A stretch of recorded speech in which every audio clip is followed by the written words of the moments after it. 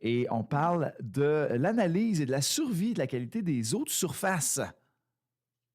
Pour Oui, effectivement, Bruno, bonjour à toi et bonjour à tous les auditeurs.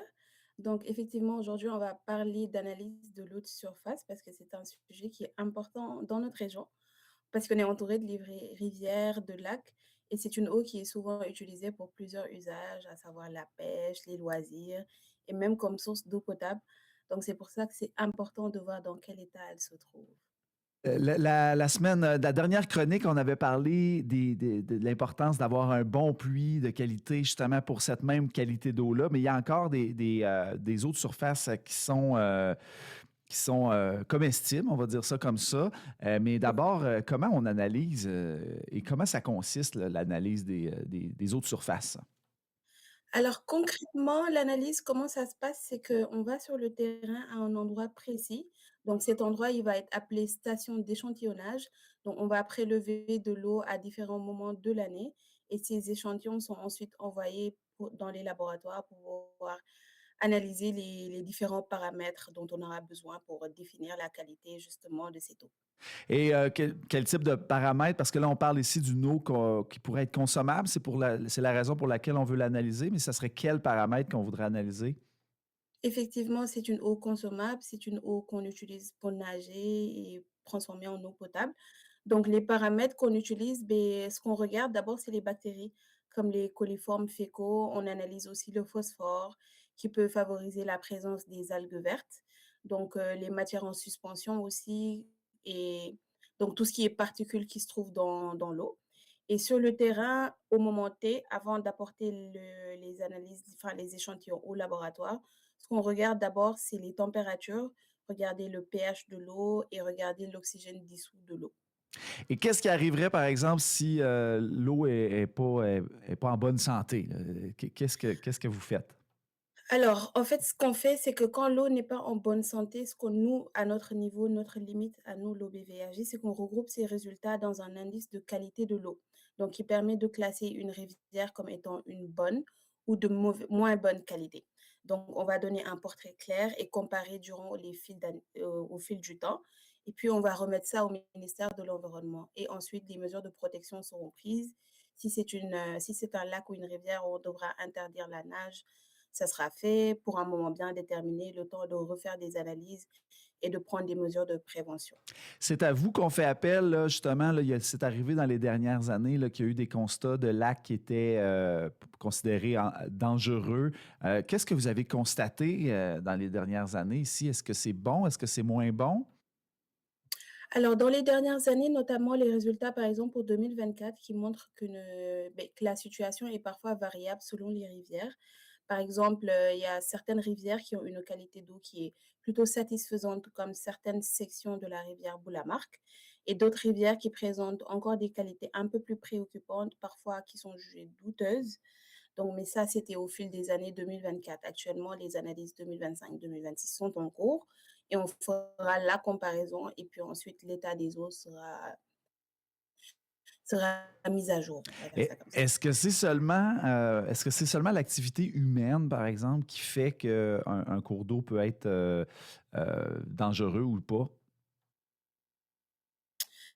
Ce n'est pas seulement l'activité humaine, mais en partie, c'est souvent lié effectivement à l'activité humaine, notamment dans les zones urbaines, les rejets d'eau usés et certaines activités industrielles, donc notamment ou agricoles, donc qui peuvent être des cibles particulières. Ce sont des secteurs que nous, on cible en tout cas dans nos suivis, donc dans les zones urbaines, les activités industrielles et les activités agricoles. Puis là, on a des lacs en tabarouette en Abitibi-Témiscamingue, là. Qu'est-ce qu'il y en est des lacs? Alors pour les lacs, eux, on va plutôt parler de niveau d'enrichissement. Donc par exemple, comme certains lacs, comme le lac d'Alembert, qui montre un niveau plutôt élevé en nutriments, ce qui peut favoriser malheureusement la présence des algues. À l'inverse, d'autres lacs comme Tiblemont ou le lac Légendre sont plutôt stables avec des meilleures qualités d'eau. Donc, il y a quand même une différence là, d'un plan à l'autre, si je comprends bien. Exactement, et c'est pour ça que le suivi, il est super important parce qu'il permet de voir les tendances dans le temps. Par exemple, certains paramètres restent stables plusieurs années, pendant que d'autres commencent à évoluer, ce qui peut être un signal à surveiller. Et est-ce que c'est seulement vous qui faites ces analyses-là? Est-ce que vous avez des collaborateurs? Est-ce que c'est ou on fait uniquement appel à vous? Comment ça fonctionne? Avec qui vous travaillez?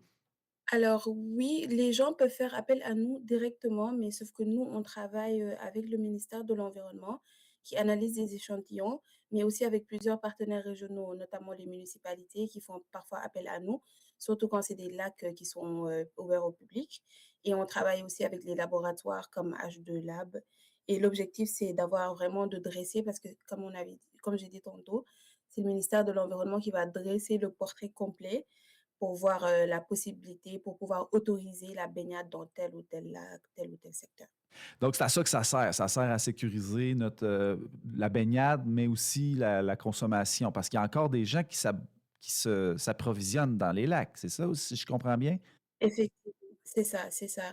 En fait, elle sert vraiment à orienter les actions sur le terrain, par exemple, à identifier les secteurs où il faut plus faire un suivi, à permettre aux gens de savoir où est-ce qu'on peut se baigner avec telle ou telle mesure de protection, mais aussi, informer aussi les gens qui ont des cours d'eau auprès de chez eux.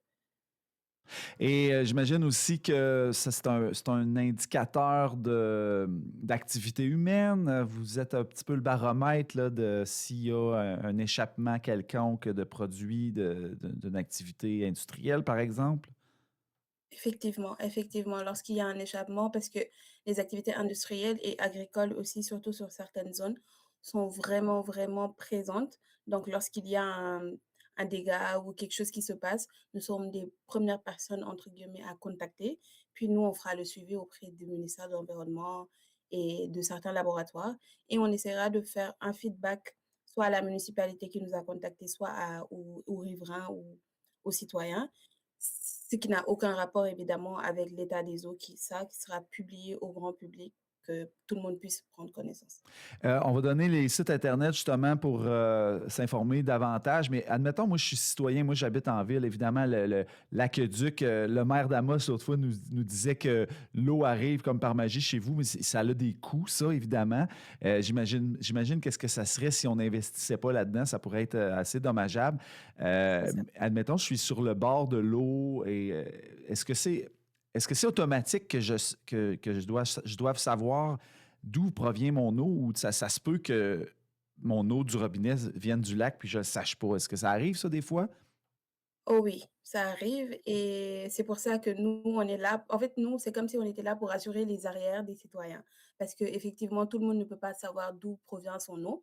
Mais nous, étant donné qu'on le sait, on essaie vraiment de faire le maximum de suivi possible pour que l'eau que vous avez dans votre robinet soit de très bonne qualité. Donc, ça, moi, j'ai envie de dire aux gens, ne vous inquiétez pas. On est là pour vous assurer, pour assurer vos arrières et pour être sûr que vous buvez une eau de bonne qualité. Donc si on veut vous aider, ou avoir plus d'informations, Andela, comment on peut vous contacter? Alors ils peuvent nous contacter, via notre site web. Donc dans notre site web obvag.org, vous avez tous nos contacts à l'intérieur, que ce soit nos numéros de téléphone et nos adresses courriels.